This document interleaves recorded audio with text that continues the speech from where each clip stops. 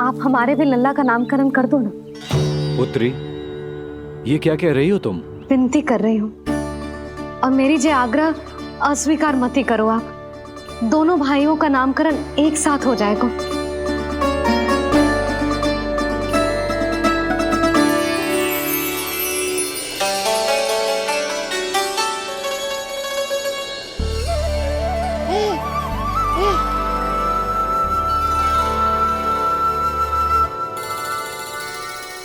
कितने प्यारे और निर्दोष बालक हैं।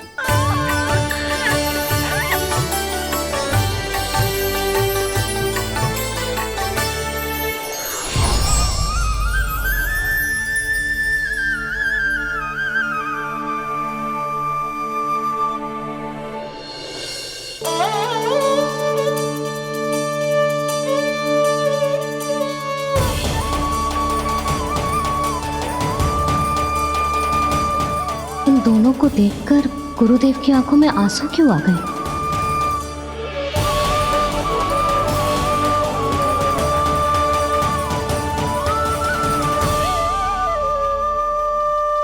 ये क्या कर रहे हैं ऋषिवर? संभालिए अपने आप को, नहीं तो मेरा रहस्य खुल जाएगा आज। अरे ऋषिवर, हाथ मत जोड़िए। इससे पहले कि गड़बड़ हो जाए, अपनी नमस्कार मुद्रा को आशीर्वाद मुद्रा में बदल दीजिए। बात को समझिए, मैंने ये अवतार मैया और लल्ला के अद्भुत संबंध का अनुभव करने के लिए लिया है, पर आपकी भावुकता के कारण यदि मैया को मेरा सत्य पता चल गया तो ये संबंध ही बदल जाएगा।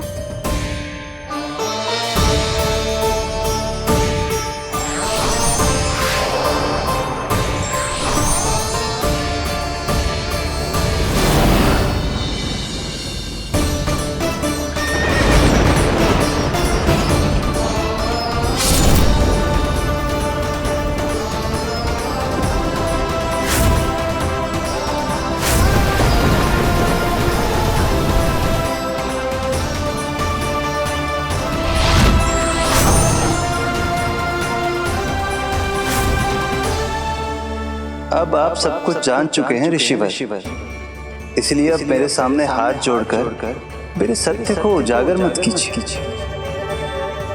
अपने शिष्य वसुदेव के पुत्र के रूप में मुझे आशीर्वाद दीजिए।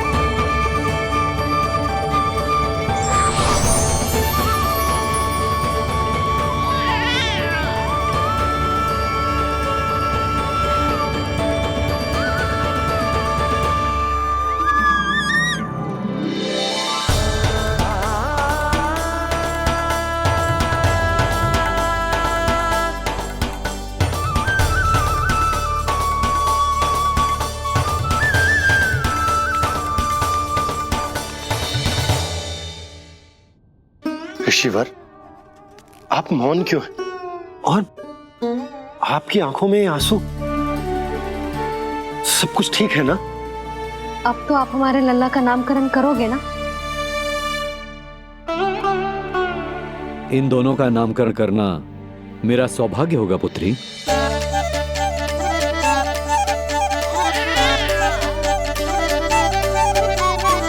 परंतु ये गोपनीय रूप से करना होगा।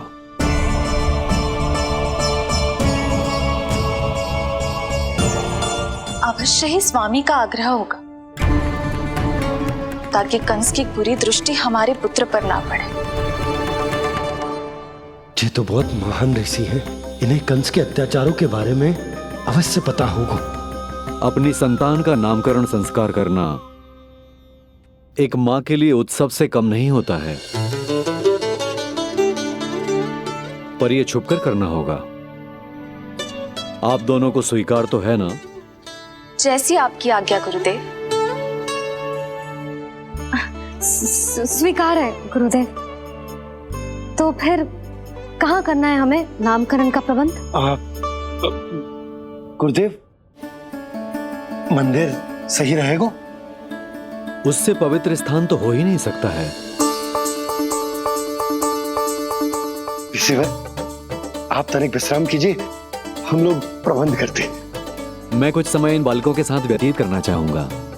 ये तो इनका सौभाग्य होगा। हमें आज्ञा दीजिए।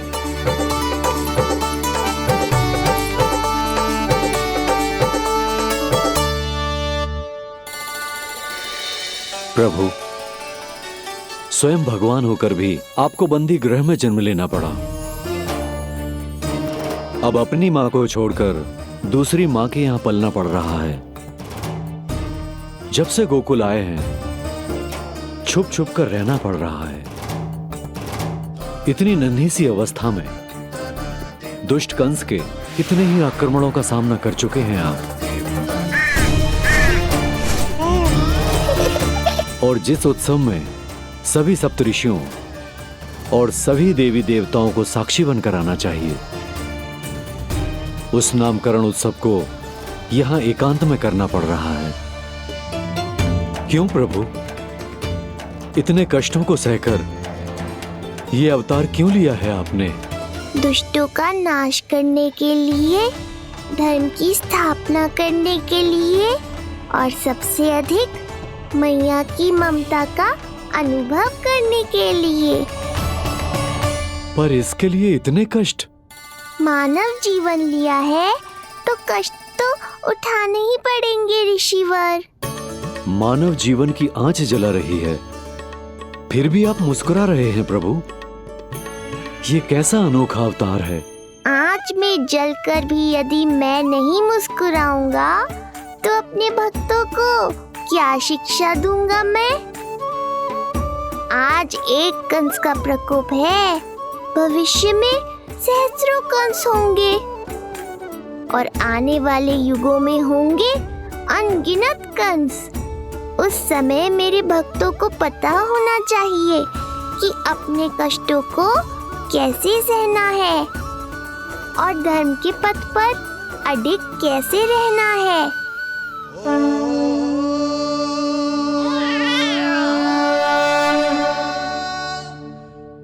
आप धन्य हैं प्रभु। देखा अस्ति, जब सिंह दहाड़ता है तो वन के सभी जीव जंतु इकट्ठे हो ही जाते हैं। वो सब जो मेरा विश्वास पात्र होने का अधिकार और ये सिंहासन पाना चाहते हैं, सामने आए। बुद्धि के बिना बल अपंग होता है महाराज, और मेरे पास बुद्धि और बल दोनों हैं। आप केवल आदेश दीजिए किसका संहार करना है।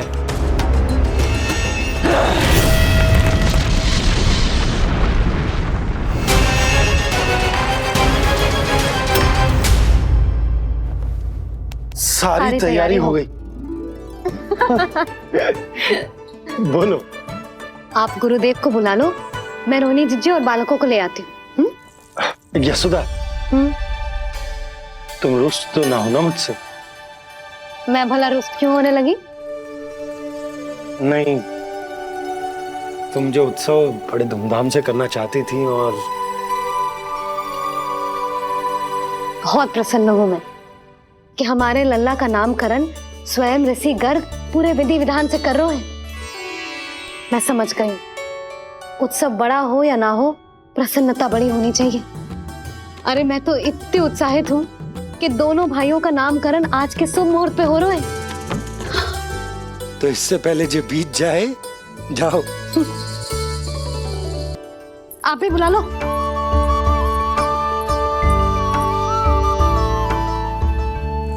यहाँ सब के सब एक से बढ़कर एक है, तो फिर अपने कार्य के लिए किसका चुनाव सबसे पहले करूं?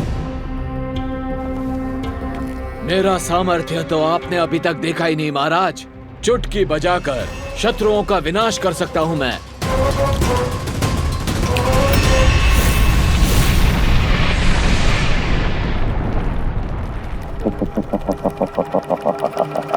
वाह! किंतु आपने तो बताया ही नहीं कि करना क्या है। वध करना है, एक नवजात बालक का वध। उसे साधारण बालक मत समझना।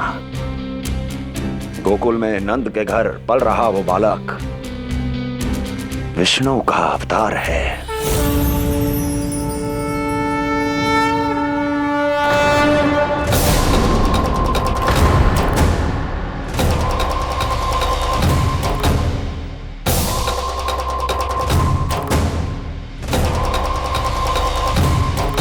क्या हुआ?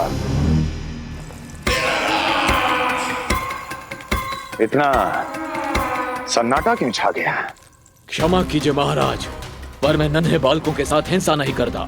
विष्णु अवतार बड़ा छलिया है महाराज, मैं उसका मुख भी नहीं देखना चाहता।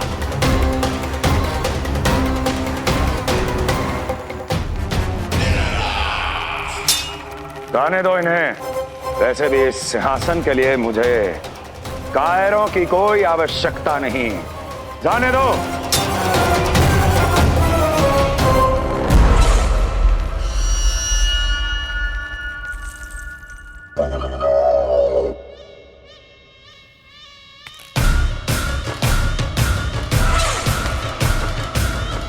दुर्जन, क्या कहा था मैंने कहा था केवल वही आए जिनके हृदय में साहस का ज्वालामुखी धधकता हो, जिनकी तलवारें पर्वतों का सीना चीरने के लिए व्याकुल हो, जिनकी संकल्प शक्ति इतनी दृढ़ हो कि वो मृत्यु से टक्कर ले जाए। वही होगा इस सिंहासन का असली अधिकारी। महाराज,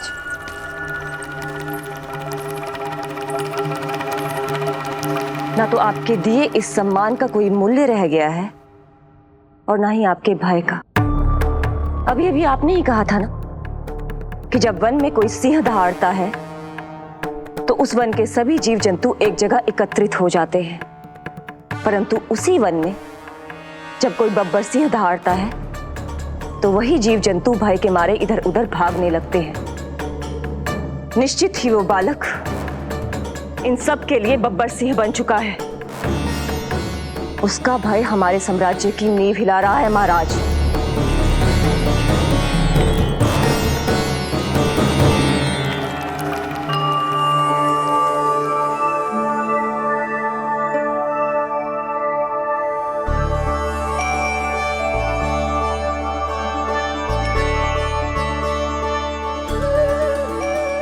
हे नारायण, मेरा मार्गदर्शन कीजिए।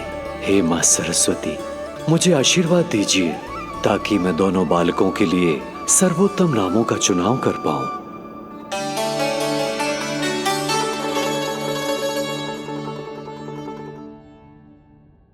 आपके पुत्र को बड़े भाई के कर्तव्य का निर्वाह करना है और इस दायित्व को प्रभु श्री राम से अच्छा किसने निभाया है? जैसा अटूट संबंध उनका अपने भाइयों के साथ था, मैं श्री नारायण से प्रार्थना करता हूं कि वैसा ही प्रेमपूर्ण संबंध इसका भी अपने छोटे भाई के साथ हो।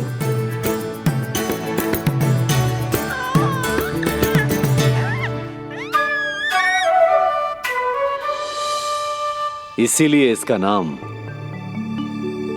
राम हो। इसीलिए इसका नाम राम, इसीलिए इसका नाम राम।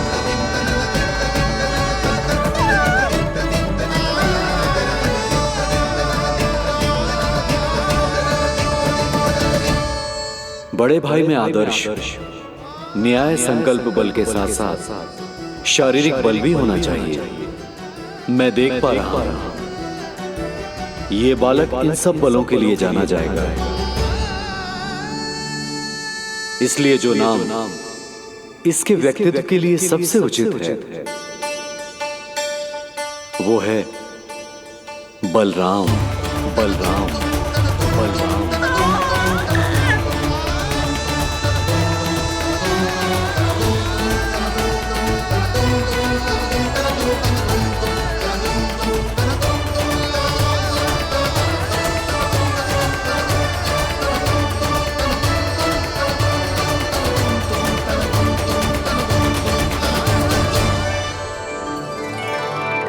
बलराम।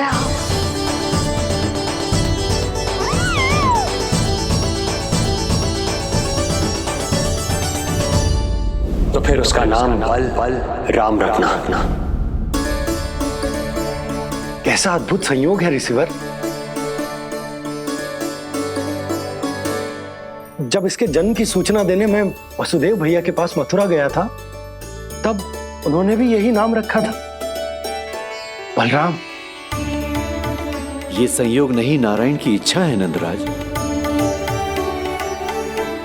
बलराम से अधिक उपयुक्त नाम इस बलराम के लिए कुछ और हो ही नहीं सकता है। पर मैं तो दाऊ कहकर ही बुलाऊंगा इन्हें, बलदाऊ।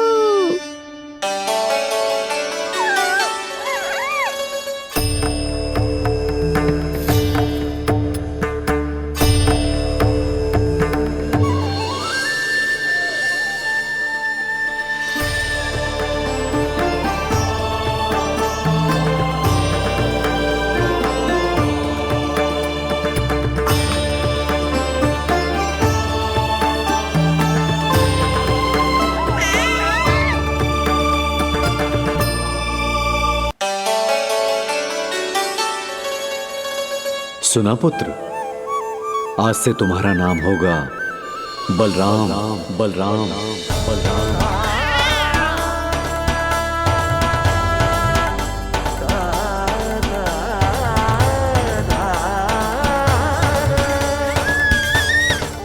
गुरुदेव, कितना अद्भुत नाम दिया है आपने इसे। अब मेरे लल्ला को भी ऐसा ही कोई उत्तम सा नाम दे दो।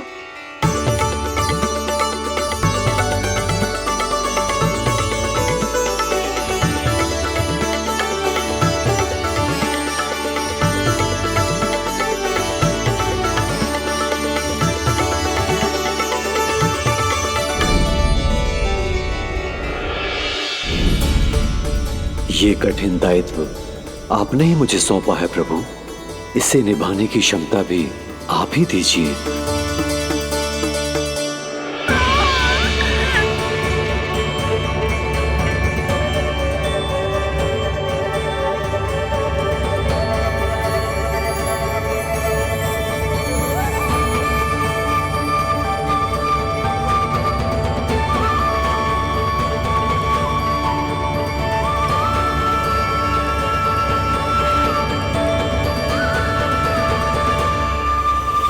कृष्ण कृष्ण कृष्ण कृष्ण कृष्ण कृष्ण कृष्ण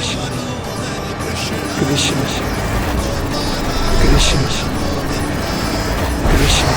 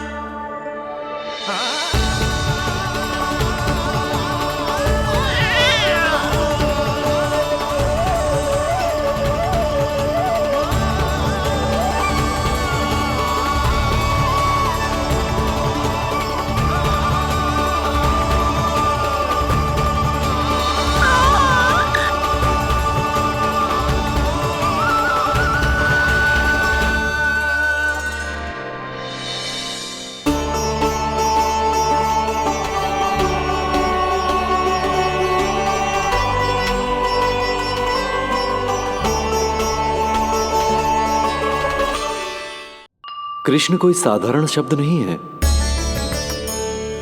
ये अनेक विशेषताओं से भरा हुआ है।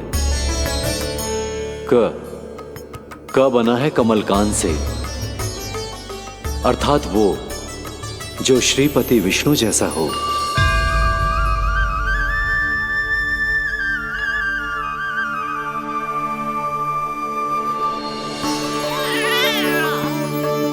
री की उत्पत्ति हुई है श्री राम से, अर्थात वो जो सबके हृदय में बस जाए। श ऐश्वर्य के स्वामी विष्णु के लिए, अर्थात वो जो समृद्धि लेकर आए।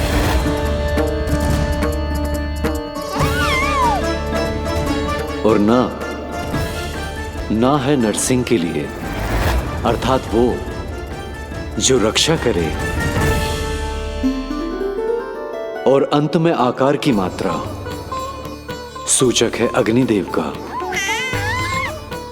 अर्थात वो जो स्वयं तप कर सबको पवित्र कर दे।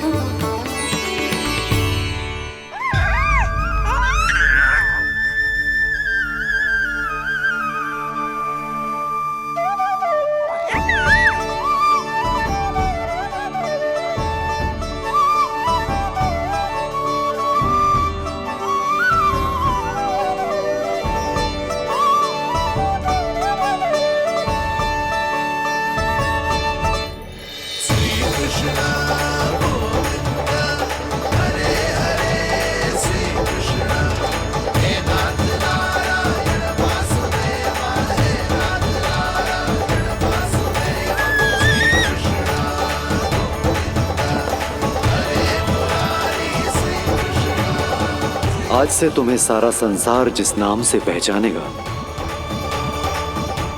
वो नाम है कृष्ण। वो नाम है कृष्ण। वो नाम है कृष्ण।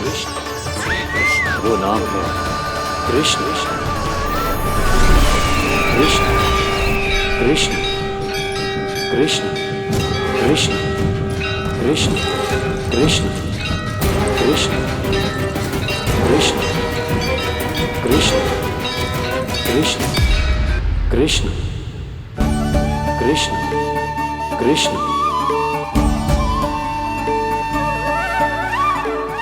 यशोमती मैया की नंद लाला, यशोमती मैया की नंद लाला। असुरी कार्य करने वालों के लिए कृष्ण नाम का अर्थ एक और भी होगा। वो घनी अंधेरी रात जिसमें इसने जन्म लिया, पर इससे जो प्रेम करते हैं उन सभी के लिए कृष्ण नाम का अर्थ होगा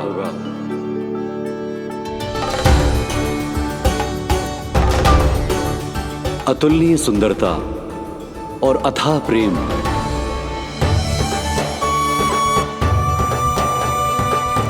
इन दोनों विशेषताओं का साक्षात स्वरूप होगा ये कृष्ण। कृष्ण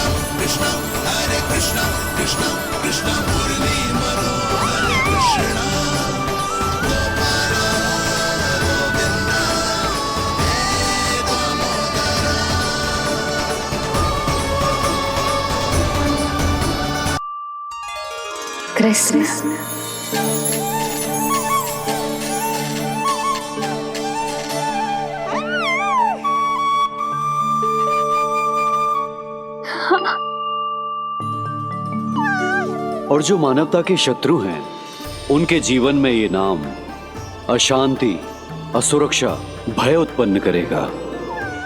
पर सात्विक प्रवृत्ति के व्यक्तियों के लिए ये नाम शांति, संतोष और सुख का सूचक होगा।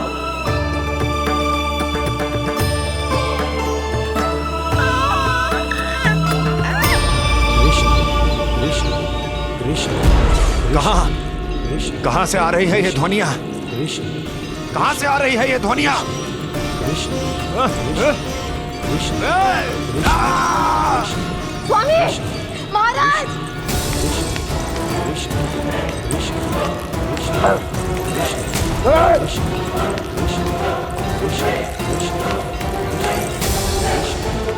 कैसी ध्वनि महाराज?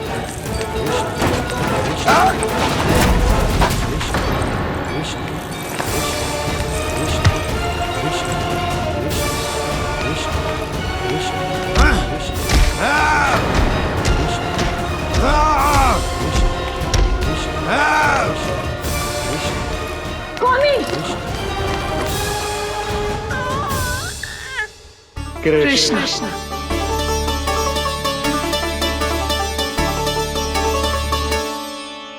कृष्ण, जे नाम अनंत काल तक स्मरण किया जाता रहेगा, जे ही तेरी मैया का आशीर्वाद। संसार मुझे कृष्ण बुलाए या नीलमणि कहकर पुकारे, मैं रहूंगा तो बस यशोमती मैया का नंद लाला। यशोमती मैया के नंद लाला, यशोमती मैया के नंद लाला।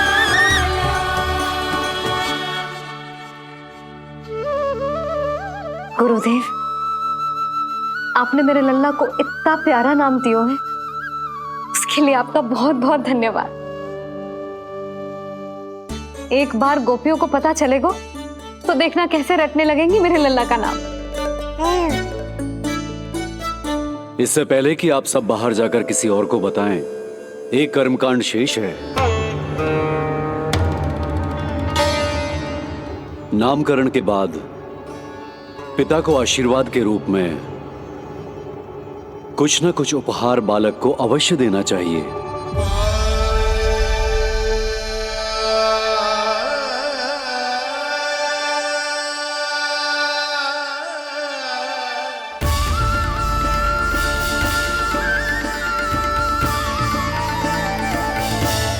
मैं क्या दूं?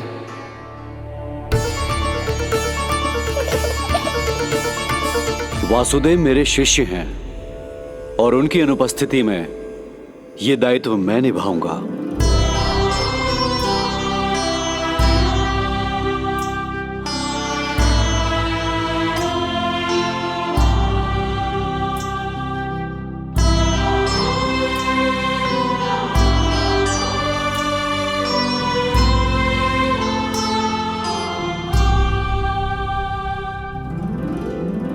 इसे अपने पिता की ओर से स्वीकार करो पुत्र।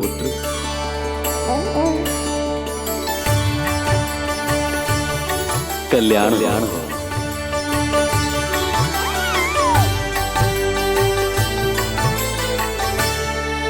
क्या दूं मैं इसे?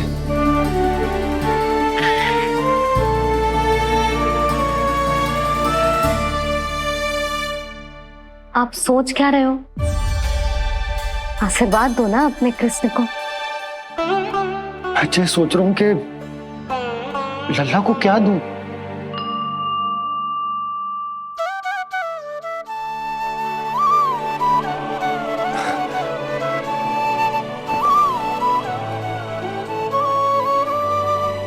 लल्ला, तू स्वयं ही बता दे, तुझे क्या चाहिए?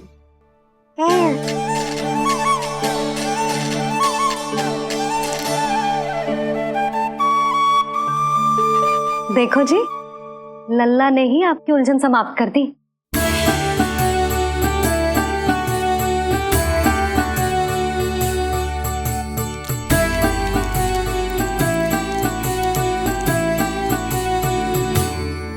मेरा आशीर्वाद कि तेरा जे नाम कृष्ण तेरी प्रजा के लिए बहुत हितकारी हो। गुरुवर, आप भी इसे आशीर्वाद दें। जिनके आशीर्वाद से ये पूरा संसार संचालित होता है, उन्हें मैं क्या आशीर्वाद दूं?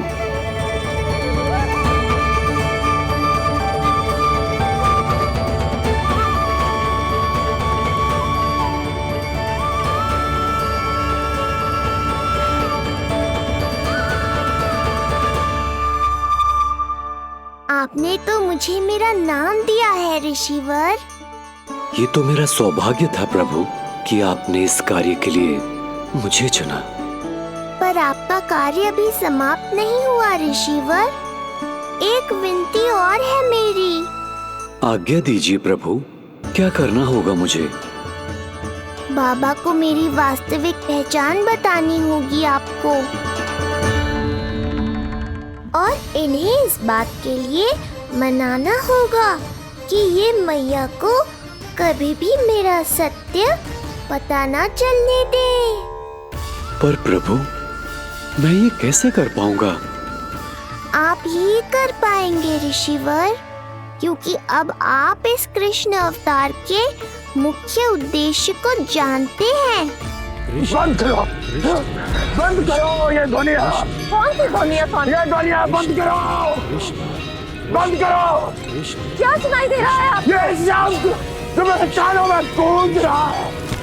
भारत भारत समझिए। रुक जाइए। बस कीजिए महाराज।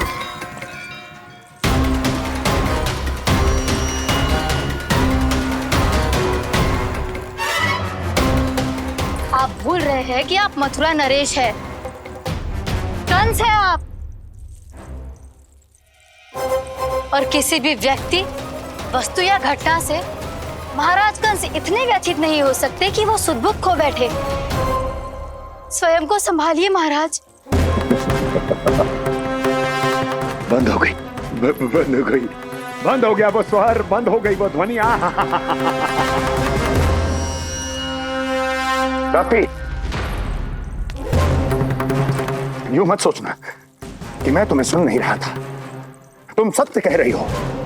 मैं कंस हूं। किसी भी व्यक्ति, वस्तु या घटना से व्यथित नहीं हो सकता। दुर्जन, जी महाराज, इस सिंहासन को पुनः स्थापित करो। यदि कोई भी योग्य इसे स्वयं सिद्ध करने नहीं आता तो मुझे पता है मुझे क्या करना है, कैसे उस दुष्ट बालक का संहार करना है। मैं भली भांति जानता हूं।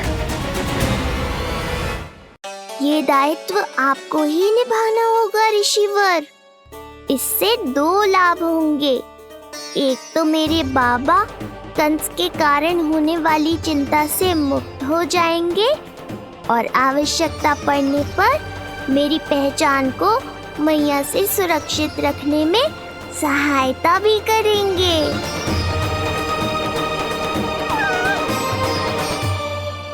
नंदराज, अब बलराम और कृष्ण दोनों को भूख लग गई होगी।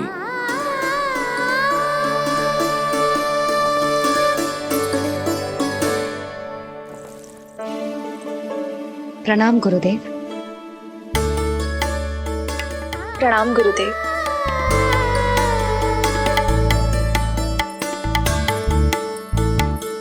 गुरुदेव, अब आप भी विश्राम कर लीजिए। नहीं नंदराज, मुझे शीघ्र ही मथुरा पहुंचना है। राजा वासुदेव और रानी देवकी मेरी प्रतीक्षा कर रहे होंगे। पर इससे पहले कि मैं जाऊं, मुझे आपको कुछ बताना है।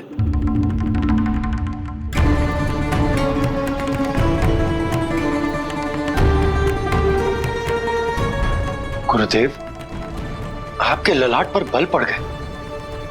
सब कुछ ठीक तो है ना? कहीं आप मुझे कंस के बारे में तो ना बताना चाहते? गुरुदेव, मैं जानता हूं कि कंस नवजात शिशुओं की हत्या करवा रहा है।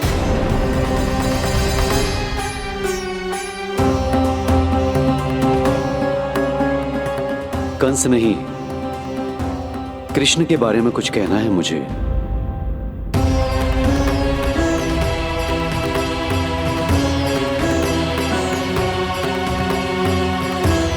बताइए गुरुवर।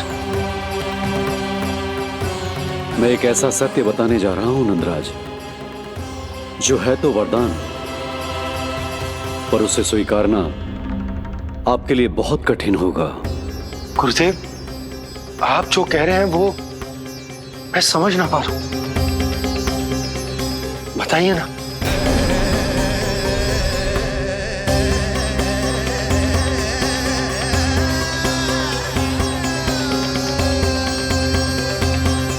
बताइए ना गुरुवर।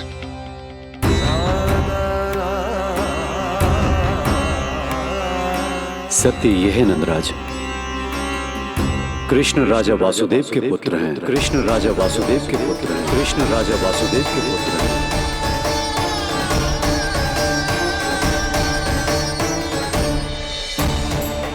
और वो कोई साधारण बालक नहीं है। स्वयं श्री हरि विष्णु के अवतार हैं और वो कोई साधारण बालक नहीं है। स्वयं श्री हरि विष्णु के अवतार हैं।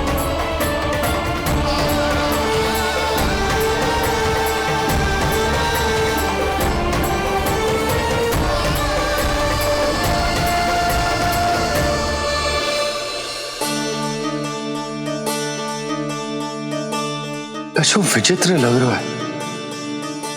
कौन हो तुम? मैं हूं श्री विष्णु का अवतार। शिव, ये कैसे संभव है गुरुदेव? वो तो नन्हा सा बालक।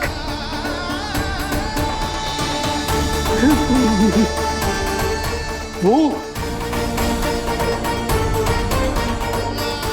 श्री नारायण का अवतार कैसे हो सकता है? और गुरुदेव, आप ये सोच भी कैसे सकते हैं कि वो मेरा लल्ला वसुदेव भैया का पुत्र है? यही सत्य है नंदराज। पिछले जन्म में मिले वरदान का फल है ये।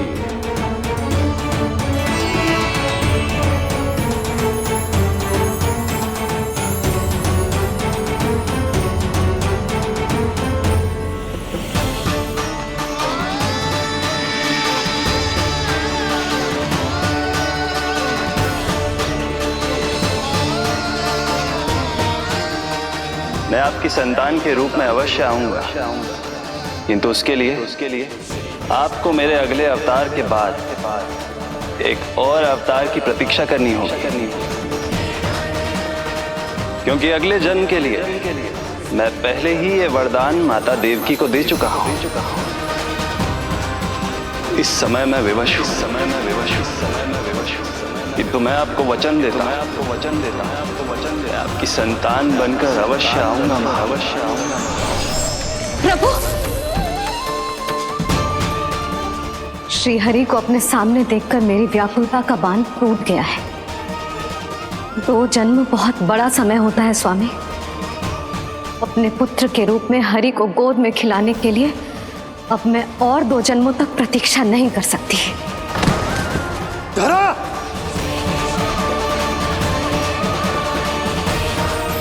माता देवकी को मैं पहले ही वचन दे चुका हूं, इसलिए विधि के विधान के अनुसार मुझे उन्हीं का पुत्र बनकर जन्म लेना होगा। किंतु आपकी आतुरता का अनुभव करने के बाद अब मैं भी आपका स्नेह पाने से स्वयं को और वंचित नहीं रख सकता। ये जो भी हो रहा है प्रभु की ही लीला है। कृष्ण के जन्म के तुरंत बाद भगवान विष्णु के आदेश पर वासुदेव जी के यहां आना पड़ा और आपकी और रानी यशोदा की पुत्री को अपने पुत्र के साथ बदलना पड़ा और इस तरह कृष्ण आपके और रानी यशोदा के पुत्र बन गए।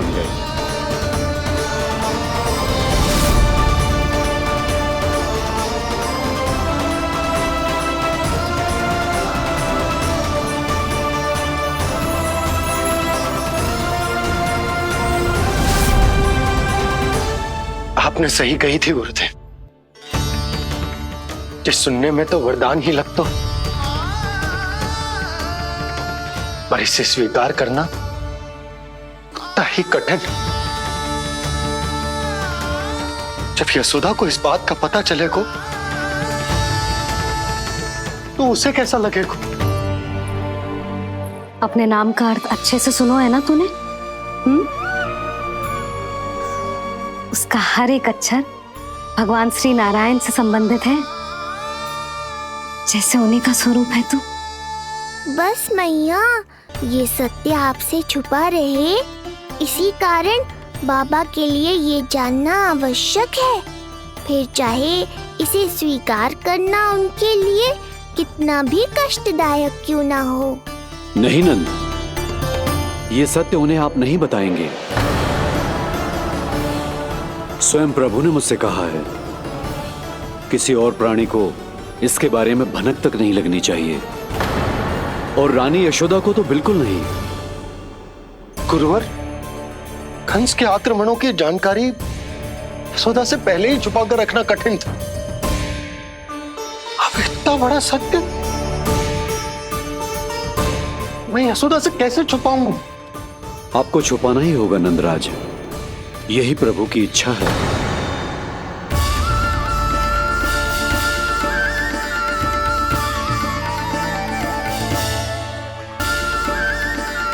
पर क्यों गुरुवर?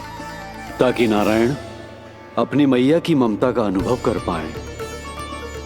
यही तो उनके अवतार का मुख्य उद्देश्य है। मुख्य उद्देश्य? हाँ नंदराज, नर नारायण के अवतार में अपनी तपस्या करते समय प्रभु ने जो अनुभव किया था, उसके कारण ममता के सुख का अनुभव करने के लिए प्रभु व्याकुल हो उठे थे।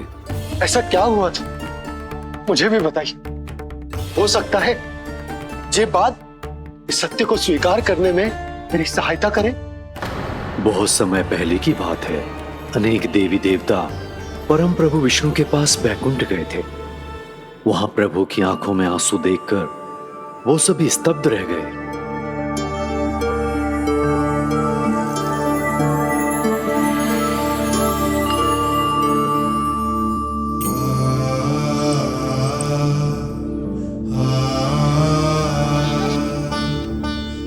प्रभु,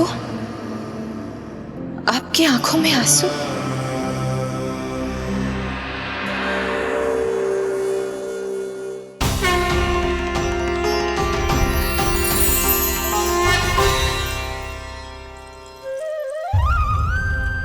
चिंता मत कीजिए, आप सब तो जानते हैं हिरण्यकश्यप को मारने के लिए मैंने नरसिंह अर्थात आधे मानव और आधे सिंह के रूप में अवतार लिया था।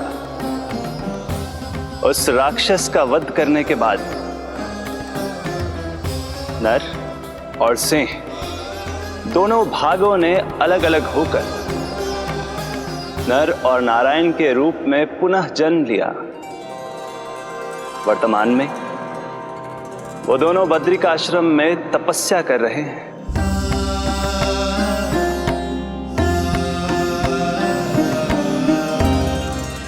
आज उन दोनों ने कुछ ऐसा देखा जिसने मुझे भी भावुक कर दिया।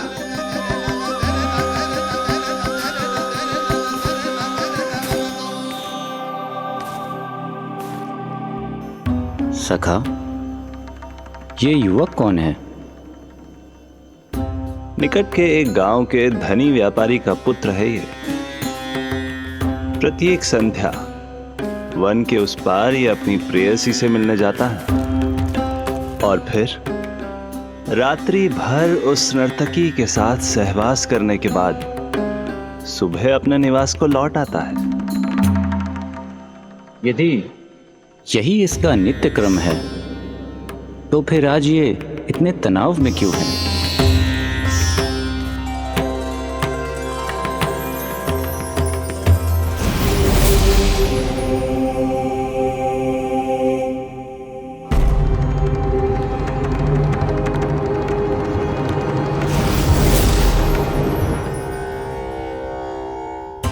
कल रात्रि प्रेम क्रिया के मध्य उस नर्तकी ने इससे पूछा, ये सबसे अधिक प्रेम किससे करता है? जब इसने कहा तुमसे, तो वो बोली, तुम्हें अपने प्रेम को सिद्ध करना होगा। अपनी मां के हृदय को उसके तन से अलग कर मुझे सौंपना होगा। मां का हृदय? क्या हुआ प्रभु? वो लाया अपनी मां का हृदय? ये जिज्ञासा यक्ष प्रश्न बनकर पूरे दिन नर और नारायण के मस्तिष्क में कौंधती रही। उन्होंने संध्या होने तक वहीं नदी किनारे प्रतीक्षा करने का निर्णय लिया ताकि वो ये जान सके कि क्या वो युवक अपनी क्रूर प्रेयसी को छोड़ेगा या वासना में अंधा होकर अपनी ही माता की हत्या करने का जघन्य अपराध करेगा। अब उसके वन पार करने का समय बीत चुका है। युवक ने विवेक का परिचय दिया है सखा। हे प्रभु, आपका कोटि कोटि धन्यवाद।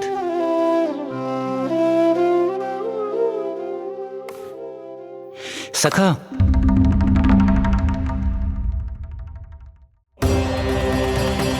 सखा मुझे बताओ, जो अकल्पनीय था कहीं वो घट तो नहीं गया?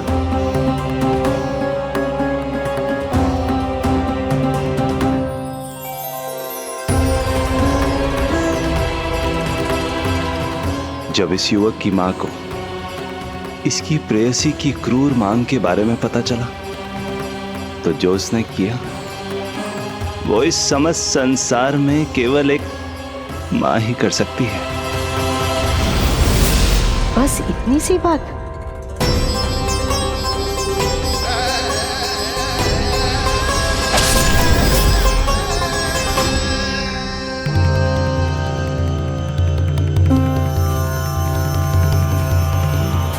संभाल के मेरे बेटे, कहीं चोट ना लग जाए तुझे। संभाल के मेरे बेटे, कहीं चोट ना लग जाए तुझे। संभाल के मेरे बेटे, कहीं चोट ना लग जाए तुझे। ये तो उसकी मां की पुकार है। मां, मैंने क्या कर दिया मां?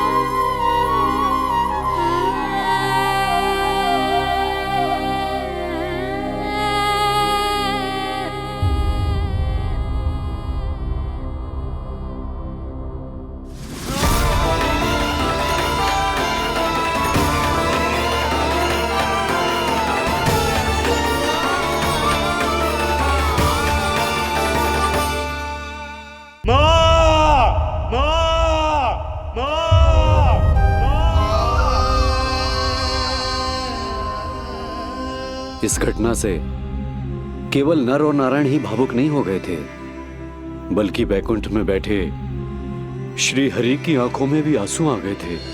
ममता के लिए तरसने लगे थे वो। इसीलिए उनके इस अवतार का मुख्य उद्देश्य है मां की ममता का अनुभव करना। यही कारण है कि ये सत्य आपको रानी यशोदा से छुपाना ही होगा नंदराज। नहीं तो वो कृष्ण को मां की दृष्टि से नहीं, एक भक्त की दृष्टि से देखेंगी, और प्रभु जिस आनंद के लिए इतना कष्ट उठा रहे हैं उससे ही वंचित रह जाएंगे।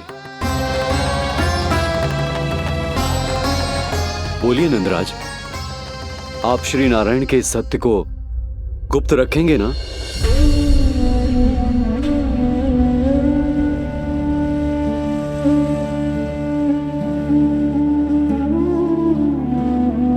प्रभु ने मुझे कैसी दुविधा में डाल दिया है गुरु। यशोदा से तो ये सत्य मैं छुपा भी लूंगा, परंतु स्वयं से कैसे छुपाऊंगा? और बाबा होने को सुख, उसको अनुभव कैसे कर पाऊंगा? जो हो रहा है और जो भी होता है सब उनकी ही इच्छा से होता है नंदराज। इसलिए आगे का मार्ग भी वही दिखाएंगे। अब मैं चलता हूं नंदराज। राजा वसुदेव और रानी देवकी नामकरण के बारे में जानने के लिए व्याकुल हो रहे होंगे।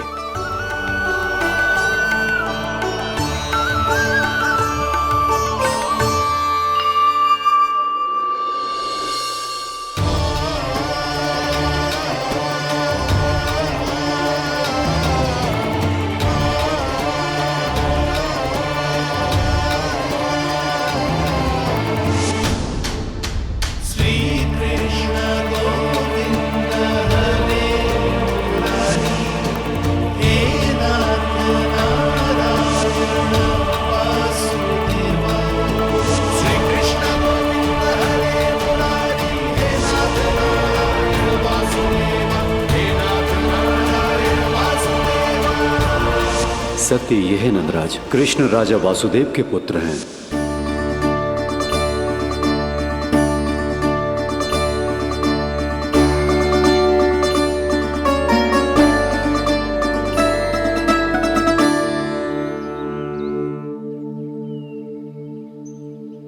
नंदराज, अपने आप को संभालिए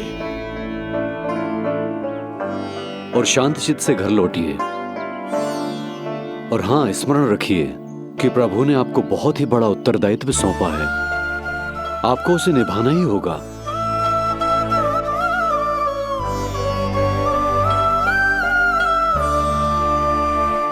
प्रभु आपको शक्ति दे।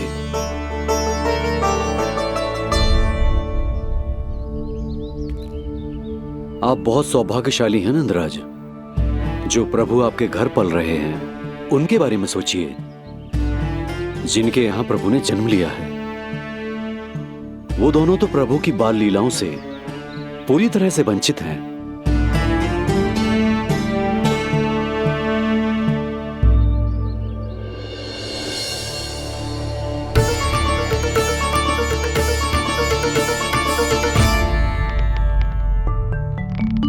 कहाँ रह गए तेरे बाबा लल्ला? जो आए क्यों ना अब तक?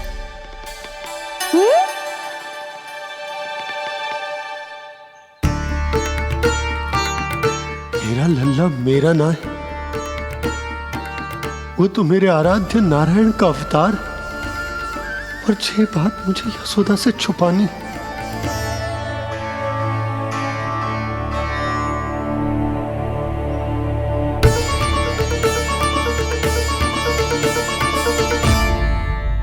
बाबा वहीं खड़े मत रहो, अब आ भी जाओ ना।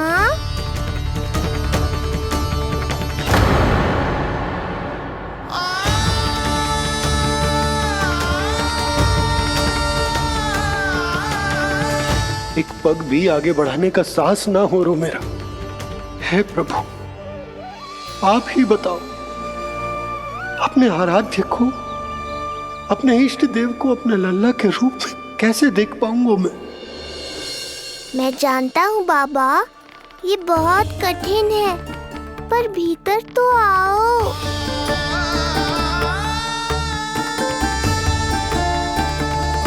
अब आ भी जाओ बाबा, ऐसे बाहर कब तक खड़े रहोगे आप?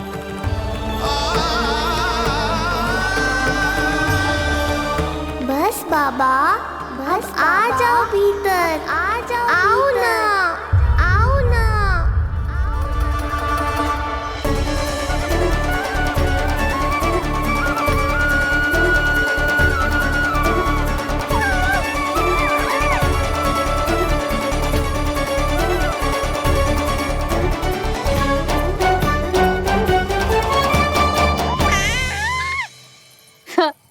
समझो?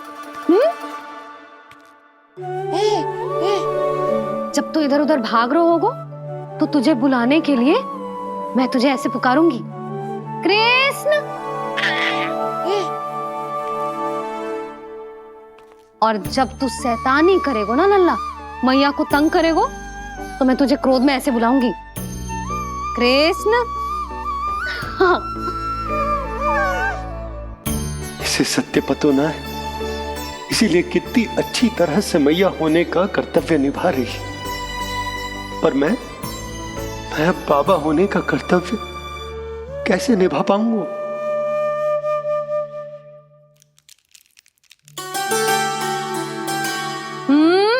सावधान।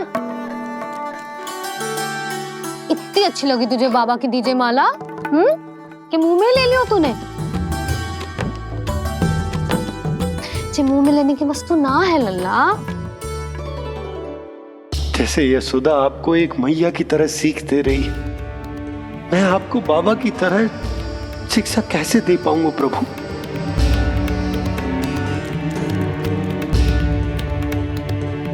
कृष्ण, अभी मना किया ना मैया ने? ये तो प्रभु को ही डांट रही है। सावधान, जो फिर से मुंह में लिया तो। यशोदा, तुम्हें पता भी है तुम किस पर क्रोधित हो रही? हाँ, अपने लल्ला पर। और किस पर? मेरे कहने का अर्थ ये है कि तुम्हें सच में पता भी है जे कौन है? स्वयं प्रभु ने मुझसे कहा है किसी और प्राणी को इसके बारे में भनक तक नहीं लगनी चाहिए, और रानी यशोदा को तो बिल्कुल नहीं, और रानी यशोदा को तो बिल्कुल नहीं, और रानी यशोदा को तो बिल्कुल नहीं। यही कहना चाहते हो ना आप कि मैं गोकुल के राजकुमार को डांट रही हूँ? अरे पर मैया और बाबा का स्थान तो हर पद से ऊंचा होता है ना जी। माँ और बाबा को तो अधिकार होता है ना प्रेम करने का भी और भूल पर डांटने का भी। बस यही बात आपको समझनी है बाबा, फिर सब पहले जैसा हो जाएगा। मैं समझता हूँ जे, पर ये विचार के जे केवल हमारा पुत्र ना है, ये स्वयं नारायण का अवतार भी है, इसे अपने मन से निकाल ना पा रहा हूं मैं।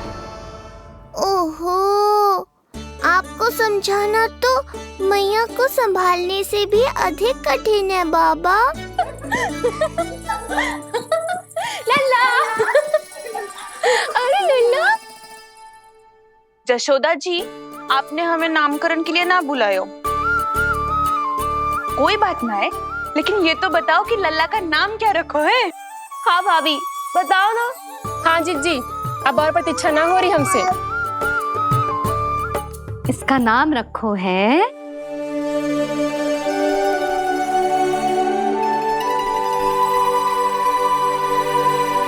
कृष्ण। कृष्ण बहुत प्यारा नाम है, लेकिन थोड़ा कठिन है। मैं तो इसे किशन बुलाऊंगी। सही कहो, मैं भी इसे प्रेम से किशन ही कहूंगी। क्यों किशन? मेरे लिए तो जे किसना है।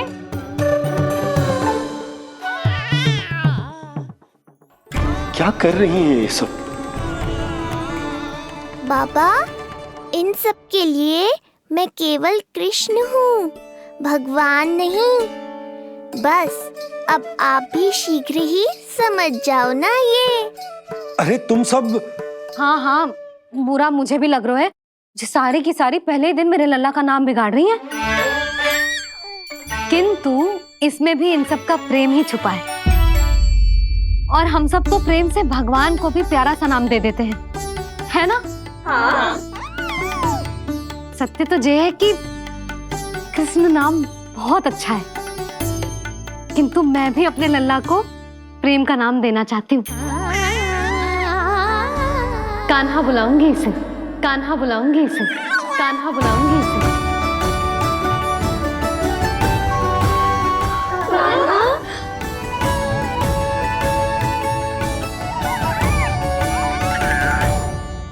कान्हा, अनोखी ध्वनि, सहज सा मीठा, मैं भी इसे कान्हा ही पुकारूंगी।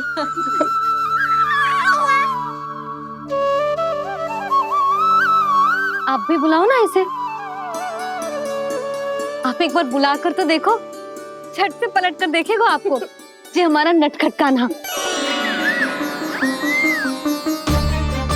प्रभु, ये सब आपका सत्य ना जानती, पर मैं जानता हूं। अब इस मुख से आपका नाम केवल भक्ति भाव से ही निकल सकता है, वात्सल्य भाव से ना। जी की लल्ला का भी तो नामकरण हुआ था ना अपने लल्ला के साथ। हाँ भाभी, क्या नाम रखा गया है इसका? हाँ, बताओ ना। हाँ भाभी, बोलो ना, बताओ ना जी। ना, देखो, एक मैया से उसके लल्ला का नया नाम बताने का आनंद मैं ना छीन सकती। यदि तुम सबको कान्हा के दाऊ का नाम जानना है तो चलो सबके सब रोहिणी जीजी के पास। हाँ, सही कहो। मैं अभी आई। हाँ,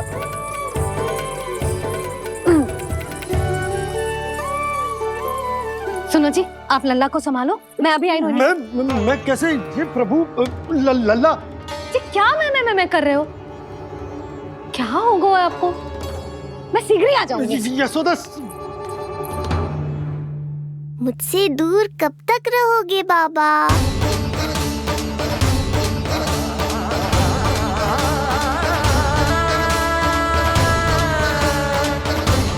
एक बार मेरी ओर देखो तो सही।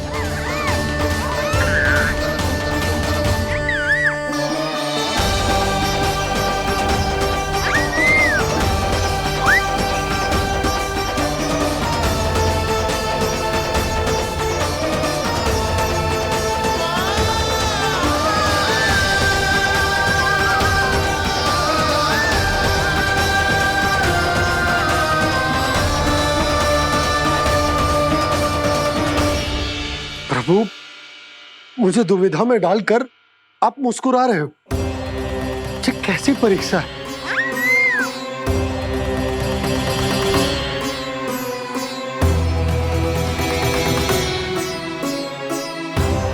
ये क्या कर रहे हैं आप? पिता का स्थान पुत्र के चरणों में नहीं होता, पुत्र के सिर के ऊपर होता है उनका हाथ, उनका वरदहस्त। प्रभु, आप चाहते हो कि मैं आपका सत्य यशोदा को न बताऊं। यशोदा चाहती है कि मैं आपको लल्ला की तरह अपने गोद में उठाकर आपसे बातें करूं। मेरी आंखें चाहती हैं कि मैं आपको अपने इष्ट देव, अपने आराध्य के स्वरूप में देखूं। और मेरा हृदय चाहता है कि मैं आपको अपने पुत्र के स्वरूप में देखूं। अब आप ही बताओ प्रभु, अब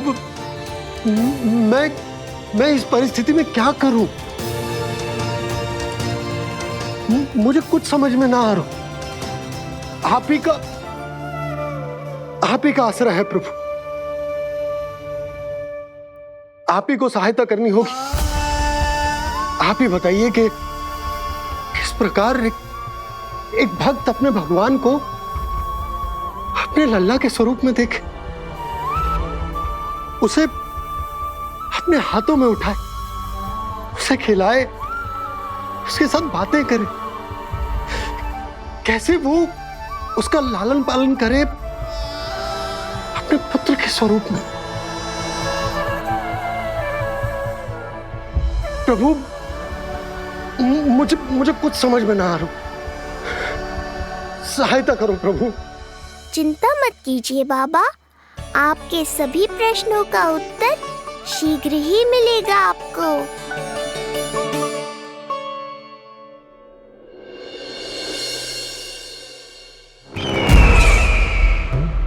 ऋषि गर्ग पधारे हैं महाराज।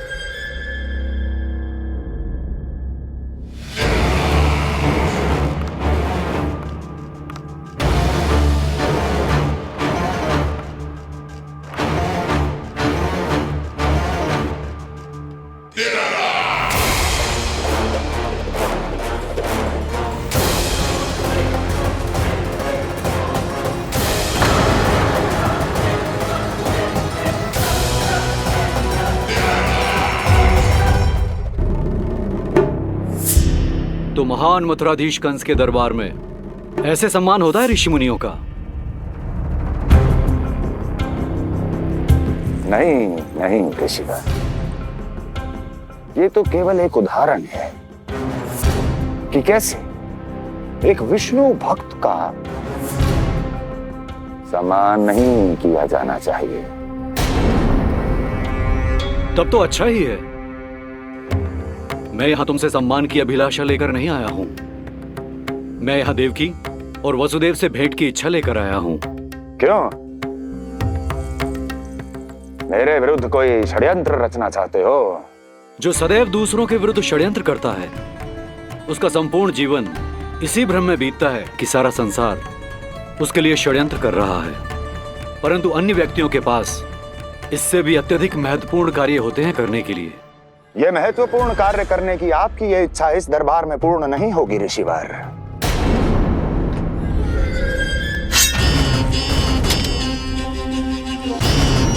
मैं आपको उन दोनों से भेंट करने की आज्ञा नहीं दूंगा। कैसे रोकोगे मुझे?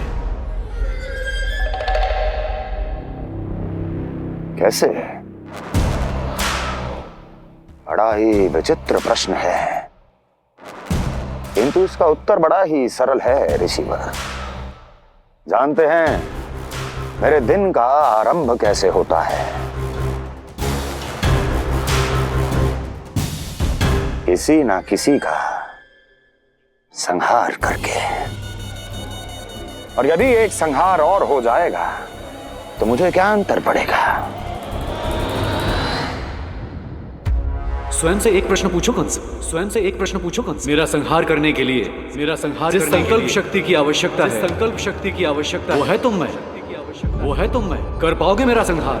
जिस संकल्प शक्ति की आवश्यकता, जिस संकल्प शक्ति की आवश्यकता वो है तुम में, वो कर पाओगे मेरा संहार? कर पाओगे मेरा संकल्प शक्ति की आवश्यकता है, संकल्प शक्ति की आवश्यकता। बोलो कंस, बोलो। यदि मैंने श्राप दे दिया, यदि मैंने श्राप दे दिया, कौन सा कवच तो तुम्हारा उसे सत्य होने से रोक पाएगा, उसे सत्य होने से रोक पाएगा। बोलो कंस, बोलो। यदि मैंने श्राप दे दिया, यदि मैंने श्राप तुम्हारा कौन सा कवच तो तुम्हारा उसे सत्य होने से रोक पाएगा, उसे सत्य होने से रोक पाएगा। ऋषिवर, यदि आपके हृदय में स्वामी के विरुद्ध षड्यंत्र करने की इच्छा नहीं है तो महाराज भी आपको किसी से भेंट करने से रोकना नहीं चाहेंगे, है ना महाराज?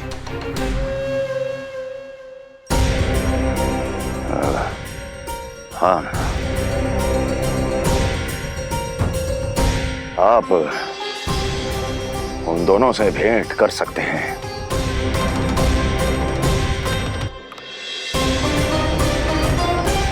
दुर्जन, इन सब पर दृष्टि रखो। अब सब कुछ सुनकर आना, सब कुछ भी छूटना नहीं चाहिए। जाओ।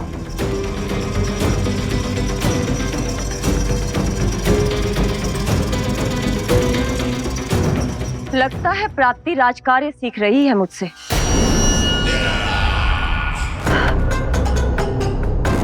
उचित समय पर सही सुझाव दिया तुमने प्राप्ति। अब आसानी से पता लग जाएगा कि ऋषिगढ़ के यहाँ आने का वास्तविक कारण क्या है महाराज।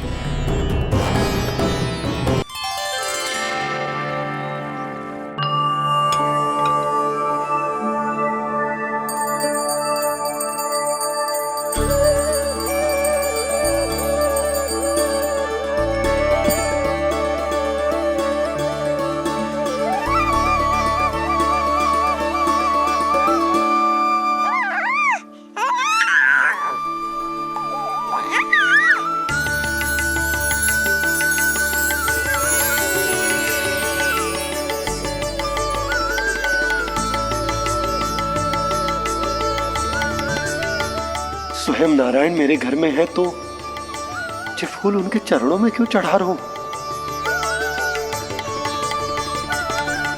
तैयार होगा मेरा लल्ला। किंतु बुरी दृष्टि वाला टीका लगाना तो भूल ही गई तेरी मैया। अभी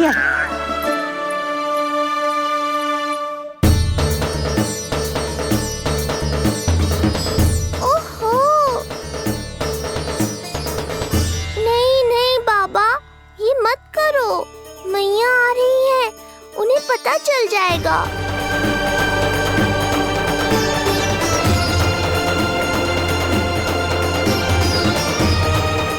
ये फूल तो आपके चरणों के लिए ही बने हैं प्रभु, इन्हें स्वीकार करें। बाबा, ये सत्य मैंने आपको अपना साथ देने के लिए बताया था, अपने आप को फंसाने के लिए थोड़ी ना।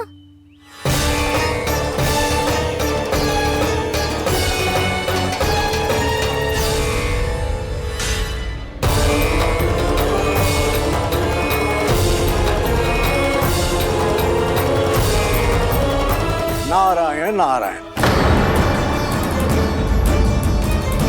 प्रणाम पंडित जी। नंदराज जी, रानी जी, बिटिया के पांव भारी थे ना, तो उसे लिवाने समधियाने चला गया था। वहां कुछ अधिक ही समय लग गया। आज वापस आया तो पता चलो कि स्वयं गर्ग ऋषि ने लल्ला का नाम रखो है, सो मिलने चला है। क्या नाम मिलो है इसे? उन्होंने लल्ला का नाम कृष्ण रखो है। उन्होंने लल्ला का नाम कृष्ण रखो है।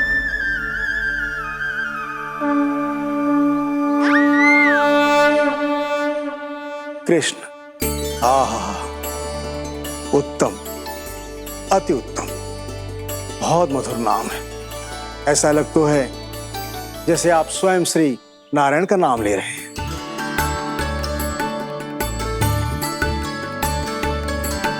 स्थिति को और गंभीर मत बनाओ पंडित जी। आपको तो बाबा के प्रश्नों का उत्तर देना है। एक बार मेरी ओर देख लो, आपको स्वयं ही पता चल जाएगा कि आपको इस समस्या को कैसे सुलझाना है।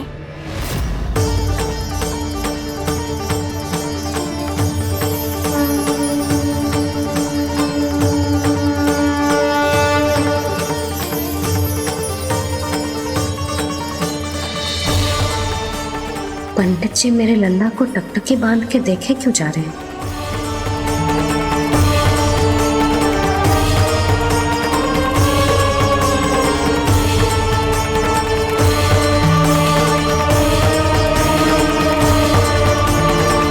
स्थिति को और गंभीर मत बनाओ पंडित जी। आपको तो बाबा के प्रश्नों का उत्तर देना है। एक बार मेरी ओर देख लो, आपको स्वयं ही पता चल जाएगा कि आपको इस समस्या को कैसे सुलझाना है।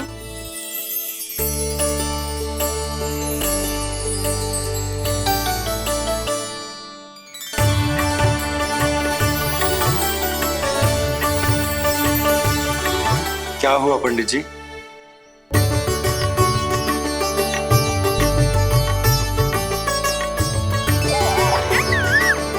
बधाई हो लल्ला, इतना प्यारा नाम मिलो है तुम्हें। नंदराज जी, जब भी मैं लल्ला को देखता हूं तो मुझे भगवान श्री राम की झलक दिखाई देती है। क्यों ना दिखाई देगी, उन्हीं के तो अगले अवतार हैं ये। कभी कभी तो मन में विचार आता है कि एक वो भी समय था जब भगवान इस धरती पर अवतार लेते थे और हम मानव के बीच में घूमते फिरते खाते पीते थे और अपनी लीला दिखाते थे। मुझे तो लगता है पंडित जी कि कितने भाग्यवान थे महाराज जनक और महारानी सुनैना। उन्होंने माता सीता को जन्म न दियो और महारानी कैकई जिन्होंने प्रभु राम को जन्म न दियो, फिर भी उनके पालन पोषण का सौभाग्य प्राप्त हुआ उन्हें। कल्पना करो पंडित जी, कितने पुण्य अर्जित किए होंगे उन्होंने पिछले जन्म में। कितनी तपस्या की होगी कि जिनकी गोद में सारा संसार है वो श्री नारायण और माता लक्ष्मी उनकी गोद में खेले।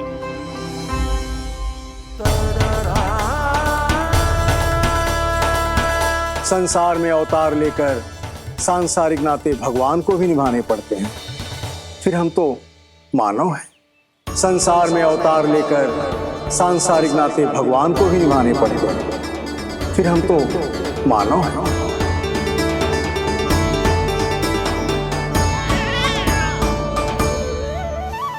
जो हो रहा है और जो भी होता है सब उनकी ही इच्छा से होता है नंदराज, इसलिए आगे का मार्ग भी वही दिखाएंगे। तो आपने मुझे मेरे प्रश्नों के उत्तर दिला ही दिए।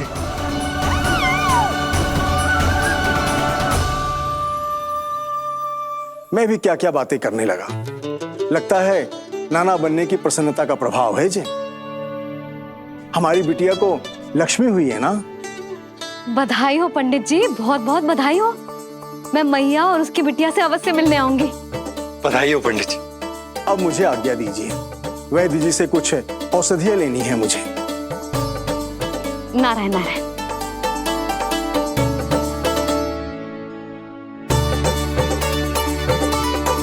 आजा लल्ला, आजा।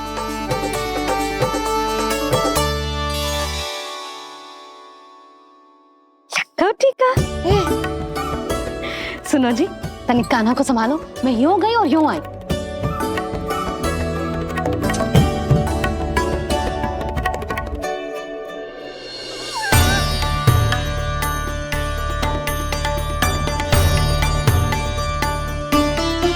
क्या हुआ? मैं देख रही हूँ नामकरण के बाद से एक बार भी आपने कान्हा को गोद में ना लिया है। सब ठीक है ना? हाँ, सब ठीक है। अब सब ठीक है। लो मेरा लल्ला।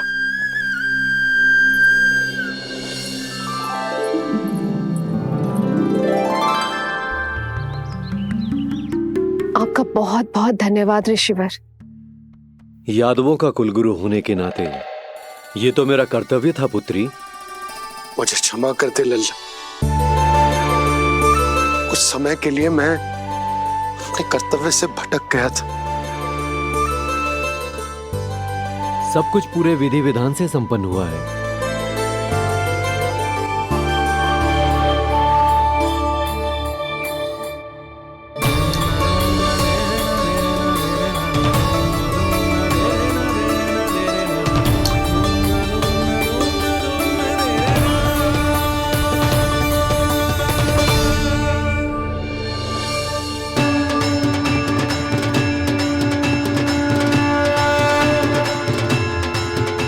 जो नाम मैंने दिया है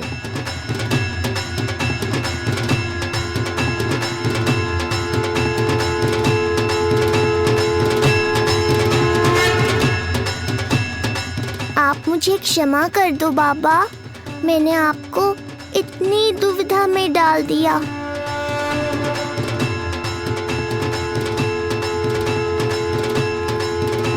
और इस तरह नंद को सब कुछ पता चल गया।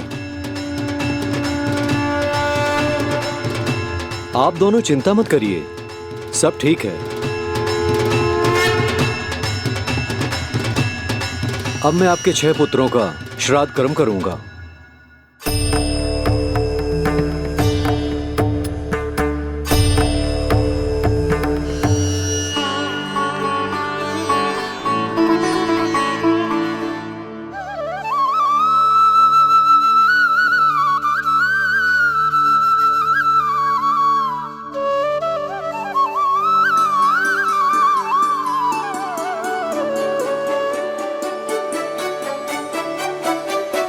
कान्हा, क्या हुआ जो मैं तेरा वास्तविक बाबा ना हूं? क्या अंतर पड़ तू कि तुम मेरे आराध्य के अवतार हो? महत्वपूर्ण बात तुझे है कि मुझे तुम्हारे साथ मुस्कुराने को, तुम्हें खिलाने को, तुम्हारा ध्यान रखने को, तुमसे प्रेम करने को सौभाग्य प्राप्त हो।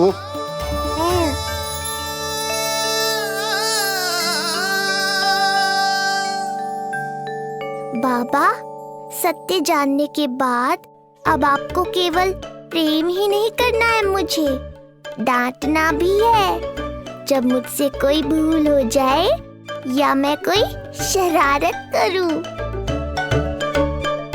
तुमने मुझसे कुछ कही कान्हा, पर ये सब जानने के बाद तुम्हें कैसे डांट सकता हूं? बताओ ना कि कैसे मैं तुम्हें ये कहूं? वो सब आप मुझ पर छोड़ दो बाबा। शीघ्र ही जीवन की माया आपको अपने प्रभाव में ले लेगी और आप ये सब भूल जाओगे। पर जब जब मेरी दिव्यता की झलक संसार को मिलने वाली होगी और मेरा सत्य मैया को पता चलने वाला होगा, तब तब आपको इसका स्मरण हो जाएगा। इसका अर्थ है कि गुरुवर ने सही कहा था। श्री हरि की आंखों में भी आंसू आ गए थे, ममता के लिए तरसने लगे थे वो। इसीलिए उनके इस अवतार का मुख्य उद्देश्य है माँ की ममता का अनुभव करना। जो सत्य है कि इस अवतार का मुख्य उद्देश्य माँ की ममता का अनुभव करना। वो तो है बाबा, पर उसके साथ साथ आपका प्रेम पाना भी है। जानते हो, किसी संकट की स्थिति में आपको सब कुछ स्मरण क्यों आएगा? ताकि आप मैया को सत्य पता चलने से रोक पाओ। बोलो बाबा, आप मेरी सहायता करोगे ना?